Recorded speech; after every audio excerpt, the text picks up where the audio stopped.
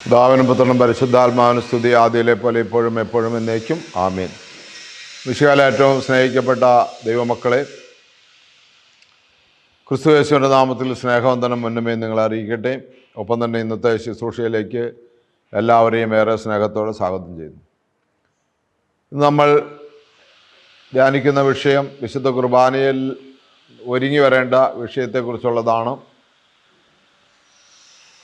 16/2/25 ഞായറിലേക്കുള്ള വായനയാണ് കൊഹനെ ഞായറാഴ്ച, അല്ലെങ്കിൽ സകല പട്ടക്കാരുടെ ഓർമ്മയുടെ ഞായറാഴ്ച എന്നാണ് ഇതിനെ പറയുന്നത്. നമ്മൾ വിശുദ്ധ നോമ്പിലേക്കൊക്കെ പ്രവേശിക്കാൻ പോകുന്നതിൻ്റെ ഭാഗമായിട്ട് പട്ടക്കാരുടെ ഞായറാഴ്ച ഓർത്തുകൊണ്ടും തുടർന്ന് എല്ലാ പരേതരുടെ ആത്മാക്കളെ ഓർത്തുകൊണ്ടൊക്കെ ഉള്ള വായനകളാണ് ഈ ദിവസങ്ങളിലൊക്കെ മുന്നോട്ടുള്ള ഞായറാഴ്ചകൾ ക്രമീകരിക്കുന്നത് നമുക്കറിയാം. കൊഹനെ ഞായറാഴ്ചയുടെ വായന നമുക്ക് പരിചയപ്പെടാം. നമുക്ക് ആദ്യമേ തന്നെ ഒന്ന് പ്രാർത്ഥിച്ച് ആരംഭിക്കാം. പരിശുദ്ധാത്മാവേ, ശക്തി പകർന്നിടണേ. പരിശുദ്ധാത്മാവേ, ശക്തി പകർന്നിടണേ. അവിടുത്തെ ബലം ഞങ്ങൾക്കാവശ്യമെന്ന് കർത്താവേ നീ അറിയുന്നു. അവിടുത്തെ ബലം ഞങ്ങൾക്കാവശ്യമെന്ന് കർത്താവേ നീ അറിയുന്നു. പരിശുദ്ധാത്മാവേ, ശക്തി പകർന്നിടണേ. ഞങ്ങൾ അത്യധികമായി സ്നേഹിക്കുന്ന സ്വർഗീയ പിതാവേ, നല്ല സമയത്തിനായി നന്ദിയോടെ സ്തുതിക്കുന്നു, സ്തോത്രം ചെയ്യുന്നു, മഹത്വപ്പെടുത്തുന്നു. തിരക്തത്താൽ ഞങ്ങളെ കഴുകണമേ, വിശുദ്ധീകരിക്കണമേ, പരിശുദ്ധാത്മാവിനാൽ ഞങ്ങളെ നിറയ്ക്കണമേ, അഭിഷേകം ചെയ്യണമേ. യേശുവേ, ഈ തിരുവചനം ഞങ്ങൾക്ക് ധ്യാനിക്കുവാനും ഇതിലൂടെ ഞങ്ങൾ വിശുദ്ധിയിലേക്ക് പ്രവേശിക്കുവാനും കൃപ നൽകണമേ. സത്യ ആരാധനയിൽ പങ്കെടുത്ത് അവിടുത്തെ തിരുശരീരങ്ങൾ അനുഭവിക്കുന്ന മക്കളായി ഞങ്ങളെ അവിടുന്ന് രൂപാന്തരപ്പെടുത്തണമേ എന്ന് പ്രാർത്ഥിക്കുന്നു. എല്ലാ പാപമാലിന്യങ്ങളിൽ നിന്ന് ഞങ്ങളെ പൂർണ്ണമായി വിടുവിക്കണമേ എന്ന് പ്രാർത്ഥിക്കുന്നു. പരിശുദ്ധ അമ്മേ, ദൈവമാതാവേ, സകല വിശുദ്ധന്മാരും ശുദ്ധിമതികളെ പ്രാർത്ഥിക്കണമേ. സകലവും ഞങ്ങൾക്കായി കാൽവറിയിൽ ജീവൻ വെച്ച് ഞങ്ങൾ രക്ഷിച്ചു കൊണ്ടെടുത്ത യേശു ക്രിസ്തുവിൻ്റെ പരിശുദ്ധ നാമത്തിൽ ചോദിക്കുന്നു. കൃപയോടെ കേട്ട് ഉത്തരം തരുമാറാകണമേ. ആമീൻ. ഹല്ലേലൂയ. പ്രിയമുള്ളവരെ, സന്ധ്യയുടെ വായനയായിട്ട് വിശുദ്ധ മത്തായിയുടെ സുവിശേഷം 25-ാം അധ്യായത്തിൻ്റെ 13 മുതൽ 30 വരെ വാക്യങ്ങളാണ് ക്രമീകരിച്ചിരിക്കുന്നത്. ഹല്ലേലൂയ. അതുപോലെ തന്നെ പ്രഭാതത്തിൻ്റെ വായന വിശുദ്ധ ലൂക്കോസിൻ്റെ സുവിശേഷം 19-ാമത്തെ അധ്യായം 11 മുതൽ 27 വരെ വാക്യങ്ങളാണ്. ഈ വാക്യങ്ങളൊക്കെ നിങ്ങൾ എടുത്ത വേദപുസ്തകത്തിൽ അടയാളപ്പെടുത്തി വായിച്ച് ധ്യാനിക്കണമെന്ന് ഓർപ്പിക്കുന്നു. പഴയ നിയമ വായനകളായിട്ട് കുർബാനയിൽ ക്രമീകരിച്ചിരിക്കുന്നത് വിശുദ്ധ കുർബാനയ്ക്ക് മുമ്പ് സംഖ്യാപുസ്തകം 20-ാം അധ്യായം 23 മുതൽ 29 വരെ വാക്യങ്ങളും, യോശുവയുടെ പുസ്തകം 24-ാം അധ്യായം 28 മുതൽ 33 വരെ വാക്യങ്ങളും, ഏശയ്യാ പ്രവചനം 65-ാം അധ്യായം 13 മുതൽ 20 വരെ വാക്യങ്ങളും, ജ്ഞാനത്തിൻ്റെ പുസ്തകം അല്ലെങ്കിൽ മഹാജ്ഞാനം എന്ന് പറയുന്ന പുസ്തകം 4-ാം അധ്യായത്തിൻ്റെ 7 മുതൽ 17 വരെ വാക്യങ്ങളുമാണ്. 4 വായനകളാണ് ക്രമീകരിക്കപ്പെട്ടിരിക്കുന്നത്. ലേഖനങ്ങളായിട്ട് സഭയിൽ ക്രമീകരിച്ചിരിക്കുന്ന അപ്പോസ്തല പ്രവർത്തനം 20-ാം അധ്യായം 26 മുതൽ 36 വരെയുള്ള വാക്യങ്ങളാണ് വലതുവശത്തെ വായന. തെക്കുവശത്ത് വായിക്കുന്നത് 1 തെസ്സലോനിക്കർ 4:13 മുതൽ 5-ാം അധ്യായത്തിൻ്റെ 11 വരെ വചനങ്ങളാണ്. ഹല്ലേലൂയ. അതുപോലെ ശുദ്ധമുള്ള ഏവൻഗേലിയോൻ വിശുദ്ധ മത്തായിയുടെ സുവിശേഷം 24-ാം അധ്യായം 42 മുതൽ 51 വരെ വാക്യങ്ങളാണ്. പ്രാർത്ഥനയോടെ നമുക്ക് അല്പസമയം ഈ വചനങ്ങളെ ധ്യാനിച്ച് നമ്മുടെ ജീവിതത്തെ ചിട്ടപ്പെടുത്തുവാനായിട്ട് നമുക്ക് ശ്രമിക്കാം. ഹല്ലേലൂയ. പ്രിയമുള്ളവരെ, നമ്മൾ പ്രാർത്ഥനയോടെ നമുക്കായിരിക്കാം. സന്ധ്യയുടെ വായനയായിട്ട് വിശുദ്ധ മത്തായിയുടെ സുവിശേഷം 25-ാം അധ്യായത്തിൻ്റെ 13 മുതൽ 30 വരെ വാക്യങ്ങൾ. അതുകൊണ്ട് ജാഗരൂകരായിരിക്കുവിൻ, ആ ദിവസമോ മണിക്കൂറോ നിങ്ങൾ അറിയുന്നില്ല. ഒരുവൻ യാത്ര പുറപ്പെടുന്നതിന് മുമ്പ് ഭൃത്യന്മാരെ വിളിച്ച് തൻ്റെ സമ്പത്ത് അവരെ ഭരമേൽപ്പിച്ചതുപോലെയാണ് സ്വർഗരാജ്യം. അവൻ ഓരോരുത്തൻ്റെയും കഴിവനുസരിച്ച് ഒരുവൻ 5 താലന്തും മറ്റൊരുവൻ 2ഉം വേറൊരുവന് 1 കൊടുത്ത ശേഷം യാത്ര പുറപ്പെട്ടു. 5 താലന്ത് ലഭിച്ചവൻ ഉടനെ പോയി വ്യാപാരം ചെയ്ത് 5 താലന്ത് കൂടി സമ്പാദിച്ചു. 2 താലന്ത് കിട്ടിയവനും 2 കൂടി നേടി. എന്നാൽ 1 താലന്ത് ലഭിച്ചവൻ പോയി നിലം കുഴിച്ച് യജമാനൻ്റെ പണം മറച്ചു വെച്ചു. ഏറെ കാലത്തിനു ശേഷം ആ ഭൃത്യന്മാരുടെ യജമാനൻ വന്ന് അവരുമായി കണക്ക് തീർത്തു. 5 താലന്ത് കിട്ടിയവൻ വന്ന് 5 കൂടി സമർപ്പിച്ച് യജമാനന് നീ എനിക്ക് 5 താലന്താണല്ലോ നൽകിയത്, ഇതാ ഞാൻ 5 കൂടി സമ്പാദിച്ചിരിക്കുന്നു എന്ന് പറഞ്ഞു. യജമാനൻ പറഞ്ഞു, കൊള്ളാം, നല്ലവനും വിശ്വസ്തനുമായ ഭൃത്യം. അല്പകാര്യങ്ങളിൽ വിശ്വസ്തനായിരുന്നതിനാൽ അനേക കാര്യങ്ങൾ നിന്നെ ഞാൻ ഭരമേൽപ്പിക്കും. നിന്റെ യജമാനൻ്റെ സന്തോഷത്തിലേക്ക് നീ പ്രവേശിക്കാം. 2 താലന്ത് കിട്ടിയവനും വന്നു പറഞ്ഞു, യജമാനെ നീ എനിക്ക് 2 താലന്താണല്ലോ നൽകിയത്, ഇതാ ഞാൻ 2 കൂടി സമ്പാദിച്ചിരിക്കുന്നു. യജമാനൻ പറഞ്ഞു, കൊള്ളാം, നല്ലവനും വിശ്വസ്തനുമായ ഭൃത്യം. അല്പകാര്യങ്ങളിൽ വിശ്വസ്തനായിരുന്നതിനാൽ അനേക കാര്യങ്ങൾ നിന്നെ ഞാൻ ഭരമേൽപ്പിക്കും. നിന്റെ യജമാനൻ്റെ സന്തോഷത്തിലേക്ക് നീ പ്രവേശിക്കാം. 1 താലന്ത് കിട്ടിയവൻ വന്ന് പറഞ്ഞു, യജമാനെ നീ വിതയ്ക്കാത്തിടത്ത് നിന്ന് കൊയ്യുകയും വിതറാത്തിടത്ത് നിന്ന് ശേഖരിക്കുകയും ചെയ്യുന്ന കഠിനഹൃദയനാണെന്ന് ഞാൻ മനസ്സിലാക്കി. അതിനാൽ ഞാൻ ഭയപ്പെട്ട് നിന്റെ താലന്ത് മണ്ണിൽ മറച്ചു വെച്ചു. ഇതാ നിൻ്റേത് എടുത്തുകൊള്ളുക. യജമാനൻ പറഞ്ഞു, ദുഷ്ടനും അടിയനുമായ ഭൃത്യം, ഞാൻ വിതയ്ക്കാത്തിടത്ത് നിന്ന് കൊയ്യുന്നവനും വിതറാത്തിടത്ത് നിന്ന് ശേഖരിക്കുന്നവനുമാണെന്ന് നീ മനസ്സിലാക്കിയിരുന്നല്ലോ. എൻ്റെ നാണയം നീ പണവ്യാപാരികളുടെ പക്കൽ നിക്ഷേപിക്കേണ്ടതായിരുന്നു. ഞാൻ വന്ന് എൻ്റെ പണം പലിശ സഹിതം വാങ്ങുമായിരുന്നു. ആ താലന്ത് അവനിൽ നിന്നെടുത്ത് 10 താലന്തുള്ളവന് കൊടുക്കുക. ഉള്ളവന് നൽകപ്പെടും, അവന് സമൃദ്ധി ഉണ്ടാവുകയും ചെയ്യും. ഇല്ലാത്തവനിൽ നിന്ന് ഉള്ളതുപോലും എടുക്കപ്പെടും. പ്രയോജനമില്ലാത്ത ആ ഭൃത്യനെയും പുറത്ത് അന്ധകാരത്തിലേക്ക് തള്ളിക്കളയുക. അവിടെ വിലാപവും പല്ലുകടിയുമായിരിക്കും. ഹല്ലേലൂയ. പ്രിയമുള്ളവരെ, വിശുദ്ധ മത്തായിയുടെ സുവിശേഷത്തിൽ നിന്നാണ് സന്ധ്യയുടെ വായന ക്രമീകരിച്ചിരിക്കുന്നത്. മത്തായിയുടെ സുവിശേഷത്തിൽ 3 ഉപമകളാണ് യേശു പറയുന്നത്. 1 താലന്തുകളുടെ ഉപമ, 2 10 കന്യകമാരുടെ ഉപമ, 10 കന്യകമാരുടെ ഉപമ, താലന്തുകളുടെ ഉപമ, പിന്നെ അവസാന വിധി, അവസാന ന്യായവിധിയെക്കുറിച്ചും കൂടിയാണ് പറഞ്ഞിരിക്കുന്നത്. അതിൽ ഇന്ന് നമുക്ക് വായിച്ച് ധ്യാനിക്കാനായിട്ട് നൽകിയ താലന്തുകളുടെ ഉപമയാണ്. ജാഗരൂകരായിരിക്കുക എന്ന് പറഞ്ഞാണ് ആരംഭിക്കുന്നത്. എന്ന് വെച്ചാൽ അതെന്താണ് അർത്ഥമാക്കുന്നത്? കർത്താവിൻ്റെ 2ാമത്തെ വരവിന് വേണ്ടി ഒരുങ്ങിയിരിക്കുക, കർത്താവിൻ്റെ 2ാമത്തെ വരവിനെ സ്വീകരിക്കുവാനായിട്ട് ഒരുങ്ങിയിരിക്കുക. കർത്താവിൻ്റെ ഈ പരസ്യ ശുശ്രൂഷയുടെ ആരംഭത്തിൽ തന്നെ സ്നാപകയോഹന്നാൻ കർത്താവിനെ സ്വീകരിക്കാൻ ജനങ്ങളോട് പറഞ്ഞു, ഒരുങ്ങിയിരിക്കണം, മാനസാന്തര അനുഭവം ഉണ്ടാകണം എന്ന് പറഞ്ഞു. ഇത് നമ്മൾ ഒരുങ്ങിയിരിക്കേണ്ടത് കർത്താവിൻ്റെ 2ാമത്തെ വരവിനാണെന്ന് ഇവിടെ വളരെ വ്യക്തമായി പറഞ്ഞിരിക്കുകയാണ്. ചുമ്മാ ഇങ്ങനെ കാത്തിരിക്കുക എന്നുള്ളതല്ല, അത് ഒരു വെറും കാത്തിരിപ്പല്ല, അത് ഉത്തരവാദിത്വപൂർണമായ കടമകൾ നിറവേറ്റുക എന്നുള്ളതാണ് ആ കാത്തിരിപ്പിലൂടെ നമുക്ക് മനസ്സിലാക്കി തരുന്നത്. ഹല്ലേലൂയ. ഉത്തരവാദിത്വപൂർണമായ കടമകൾ നിറവേറ്റുക, ജോലി ചെയ്യുക, നമുക്ക് ദൈവം തന്ന കഴിവുകൾ പ്രയോജനപ്പെടുത്തുക. ഇതാണ് ജാഗരൂകരായിരിക്കുക എന്ന് പറഞ്ഞാൽ അതിൻ്റെ അർത്ഥം. എന്തൊക്കെയാണ്? 1, നമ്മുടെ ഉത്തരവാദിത്തങ്ങളെല്ലാം പൂർണ്ണമായി നിറവേറ്റുക, ജോലി ചെയ്യുക, നമുക്ക് ദൈവം തന്ന കഴിവുകൾ പ്രയോജനപ്പെടുത്തുക. അത് ആത്മീയമായാലും ഭൗതികമായാലും ദൈവത്തിൽ നിന്നാണ് എന്ന് തിരിച്ചറിഞ്ഞുകൊണ്ട് ദൈവത്തിൻ്റെ ഹിതപ്രകാരം പ്രവർത്തിക്കാനായിട്ട് ആഗ്രഹിക്കുക. 1, ദൈവം എന്നെ അയച്ചിരിക്കുന്നു എന്ന് ഈ കാര്യങ്ങളെല്ലാം നമ്മൾ ധ്യാനിച്ചു കഴിയുമ്പോൾ ബോധ്യമാകും. 2ാമത്തെ, ദൈവത്തിന് എന്നെക്കുറിച്ചൊരു പദ്ധതി ഉണ്ടെന്ന് ബോധ്യമാകും. 3ാമത്തേത്, ആ പദ്ധതി നിർവഹിക്കാൻ കർത്താവ് എനിക്ക് കഴിവ് നൽകിയിട്ടുണ്ടെന്നും വിശ്വസിക്കണം. ഹല്ലേലൂയ. ഇവിടെ ഒരു രാജാവ് തൻ്റെ ഭൃത്യന്മാരെ വിളിച്ച് തൻ്റെ സമ്പത്ത് അവരെ ഭരമേൽപ്പിച്ചതുപോലെയാണ് സ്വർഗരാജ്യം എന്ന് പറയുന്നത്. ഭൃത്യന്മാരെ വിളിച്ച് കാര്യങ്ങളെല്ലാം ഏൽപ്പിച്ചിട്ട് ഒരു യാത്ര പോവുകയാണ് രാജാവ്. ഓരോരുത്തർക്കും അവരവരുടെ കഴിവനുസരിച്ച് കൊടുത്തു എന്നാണ്. ഈ ദൂരദേശ യാത്ര എന്താണെന്ന് നമുക്കറിയാം. നമ്മുടെ കർത്താവ് ഈ ലോകത്ത് നിന്ന് ഉയർത്തെഴുന്നേറ്റ് സ്വർഗാരോഹണം ചെയ്തതാണ് ദൂരദേശയാത്ര.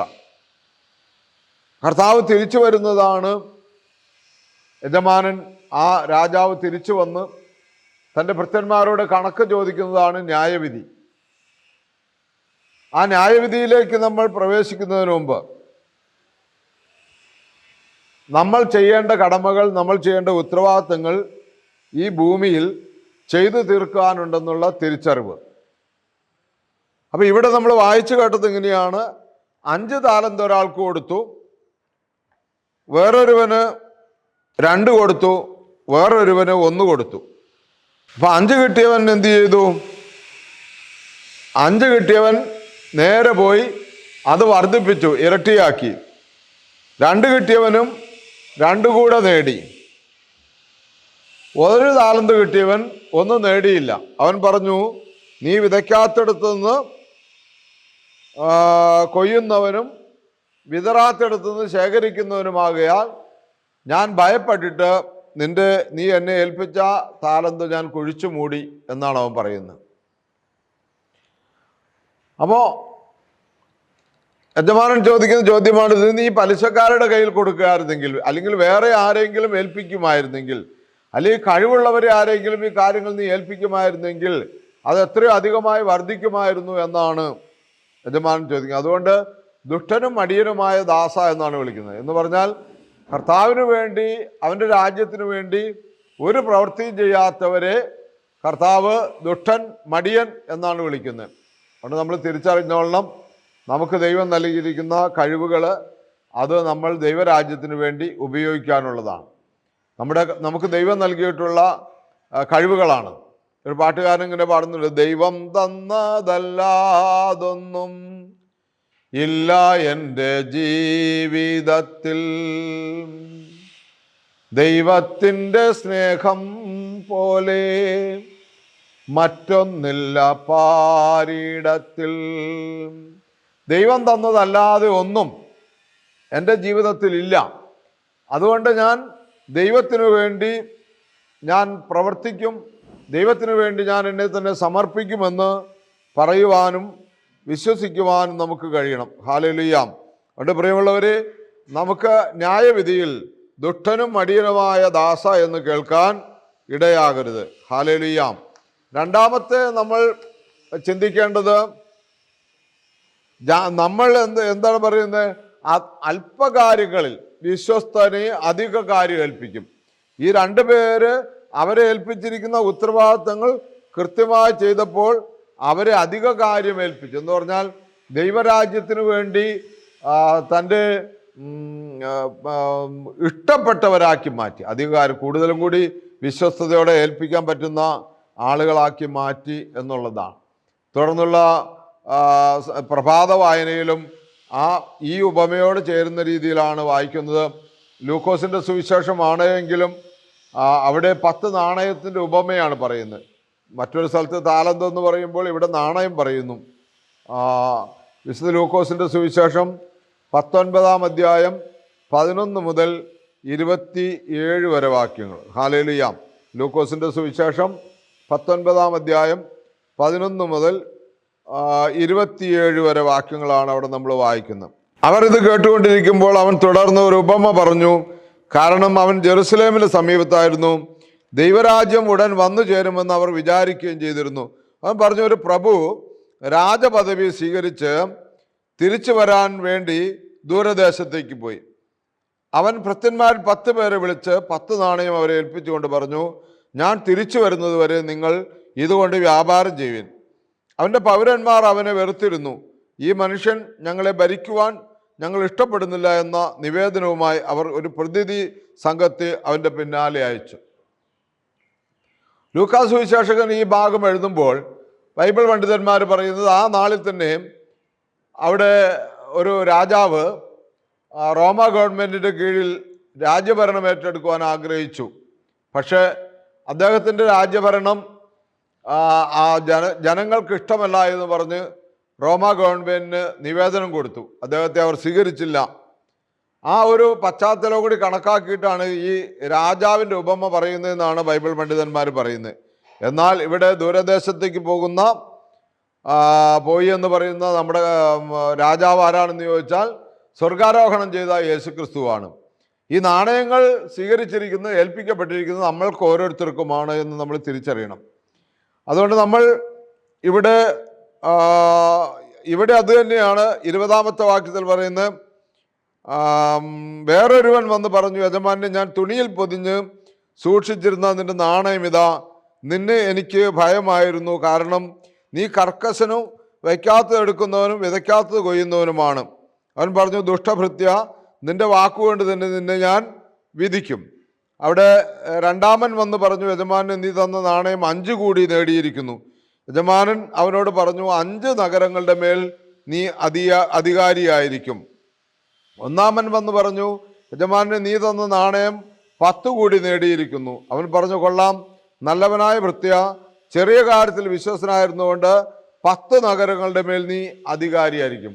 അപ്പോൾ ഉയർന്ന സ്ഥാനങ്ങൾ നൽകി ദൈവരാജ്യത്തിൻ്റെ വേലക്കാരാക്കുമെന്നാണ് ഇതിലൂടെ അർത്ഥമാക്കുന്നത്. അതുകൊണ്ട് പ്രിയമുള്ളവരെ, ഇന്ന് ഈ വചനം ധ്യാനിക്കുന്ന നമ്മുടെ മനസ്സിലൂടെ ചില ചിന്തകൾ കടന്നു പോകണം ഈ വായനയിലൂടെ. ഒന്നാമത്തെ ചിന്ത അല്ലെങ്കിൽ ഒന്നാമത്തെ ധ്യാനം എന്ന് പറയുന്നത് തൻ്റെ ദാസർ നിഷ്ക്രിയരാകാതെ ജോലി ചെയ്യുവാനുള്ള മൂലധനം കൊടുത്തു എന്നുള്ളതാണ്.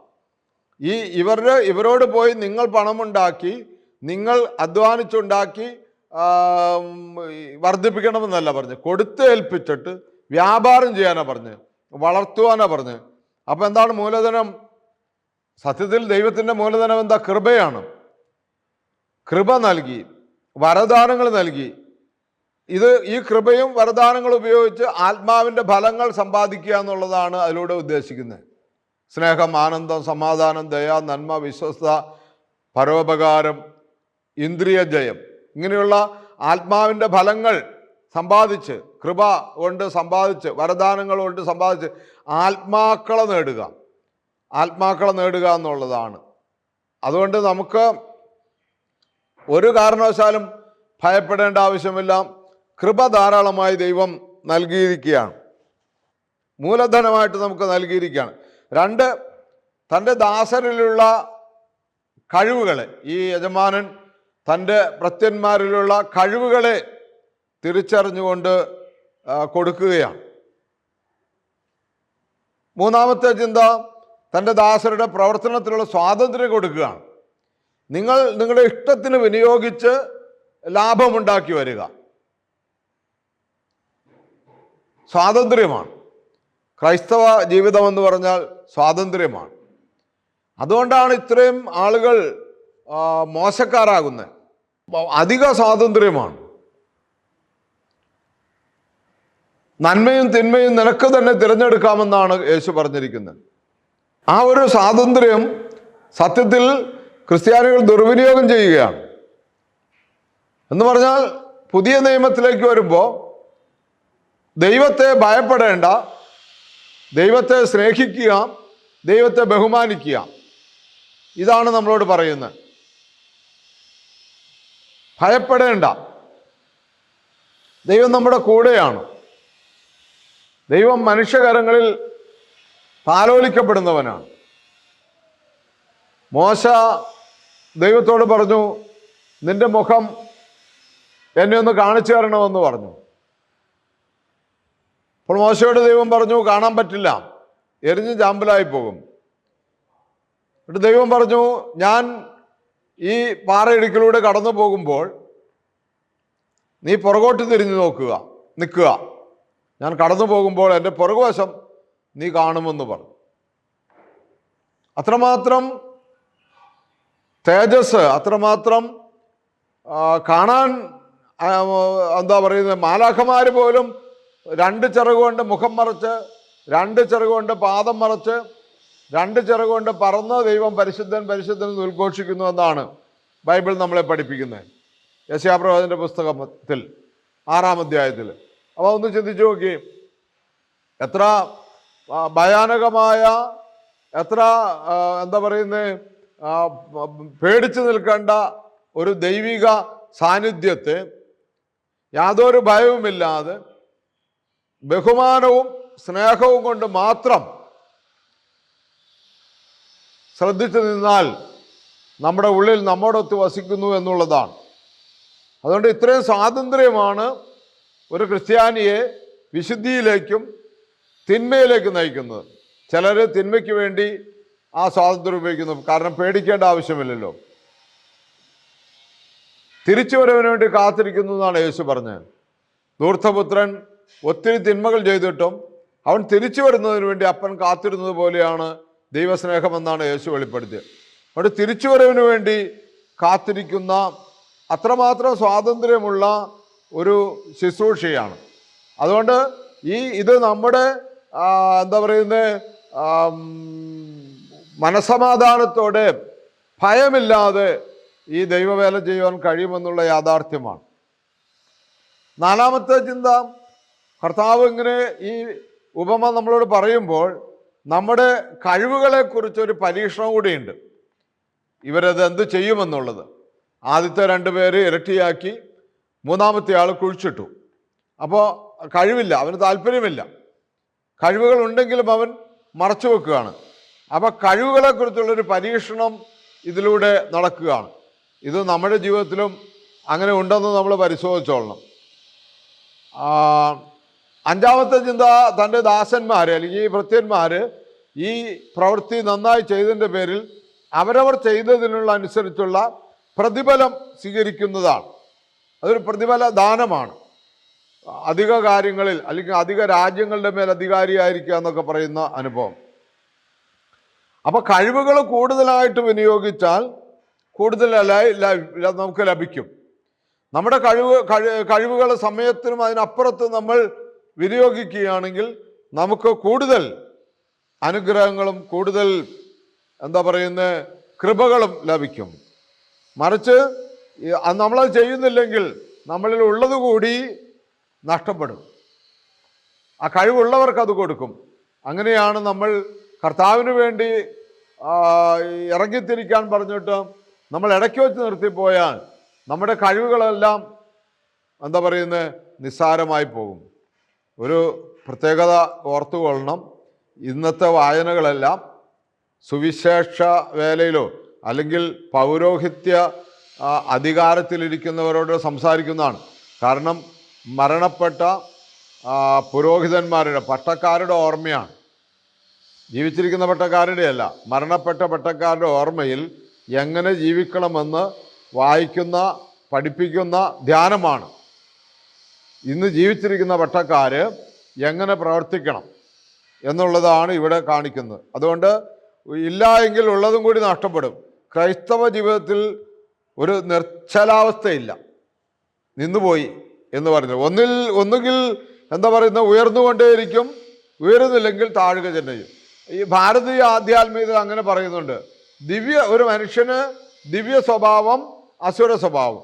മനുഷ്യന് സ്വന്തമായിട്ട് ഒരു അടിത്തറയില്ല. ഒന്നുകിൽ അവൻ ദിവ്യനായി മാറും, ദൈവത്തെ പോലെയാകും, ഇല്ലെങ്കിൽ അവൻ പിശാചിനെ പോലെയാകും.